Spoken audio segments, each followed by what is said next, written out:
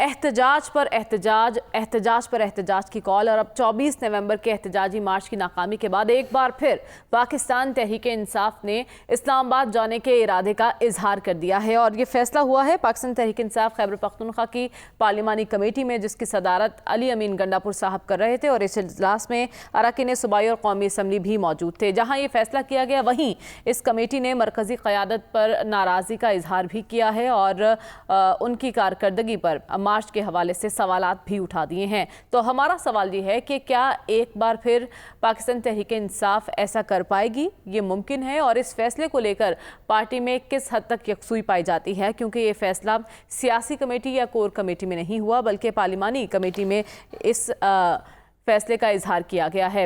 اور اس کی قیادت کون کرے گا، کیونکہ آلریڈی مرکزی قیادت کو لے کر کافی شکوک و شبہات پائے جاتے ہیں۔ اب کس پر تکیہ کیا جائے گا اس احتجاج کو لیڈ کرنے کے لیے؟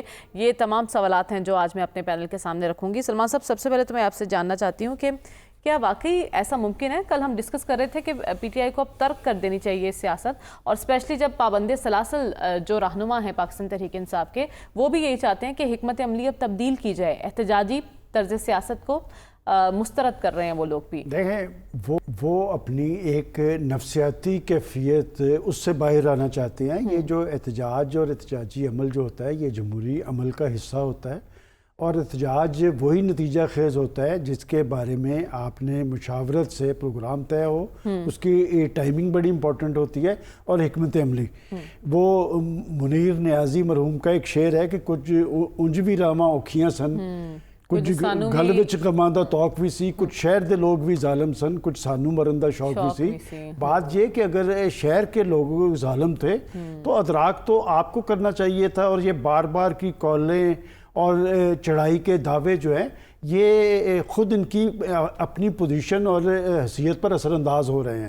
اور وہ جو آپ نے کہا کہ قیادت کون کرے گا، کہ بات یہ کہ اس وقت پہلے تو میں جاننا چاہتی ہوں واقعی یہ لوگ جانا چاہتے ہیں دوبارہ؟ ایسا ممکن ہوگا؟ کیونکہ کچھ ایک تاریخ بھی سرکل کر رہی ہے سوشل میڈیا پر، لیکن ابھی تصدیق نہیں ہو سکی۔ جو شخص جیل کے اندر بیٹھا ہے، میں ان کی سیاست کو جانتا ہوں، میں ان کا مائنڈ سیٹ بھی جانتا ہوں۔ ان کی سیاست شروع سے احتجاجی سیاست ہے۔ دیکھیں، میں کئی دفعہ یہ بات کہہ چکا ہوں کہ وہ تو پہلے پاکستان کے پرائم منسٹر ہیں، جو پرائم منسٹر ہوتے بھی ان پہ ایک جارحانہ انداز طاری تھا، وہ سیاسی مخالفین کو للکارتے نظر آتے تھے۔ تو کرنا تو وہ بہت کچھ چاہتے ہیں، لیکن اس وقت حالات ایسے ہیں کہ جو حالات وہاں پر بن چکے ہیں، اور جن مرکزی قائدین کو وہ ٹارگٹ کر رہے ہیں، وہ کیوں ٹارگٹ کر رہے ہیں؟ اس لیے کہ انہوں نے پارٹی کی شیر بات کے ساتھ ایک معاہدہ کیا محسن نقوی صاحب کے ساتھ، اور میں یہ سوچتا ہوں کہ اگر یہ سنجگانی کے کیا ہے وہ سنجانی کے محاذ پر بیٹھے ہوتے تو اس وقت حکومت ڈیفینسو ہوتی، اس وقت حکومت ان کی منتیں ترلے ڈال رہی ہوتی۔ لیکن بات یہ کہ انہوں نے اس میں تو ان کی عزت بھی گئی، اور جس کیفیت سے دو چار ہے وہ بڑی امبیرسمنٹ ہے۔ اب بات یہ کہ آپ نے جس اجلاس کا ذکر کیا ہے، اس اجلاس کے اندر اراکین قومی اسمبلی بھی موجود تھے۔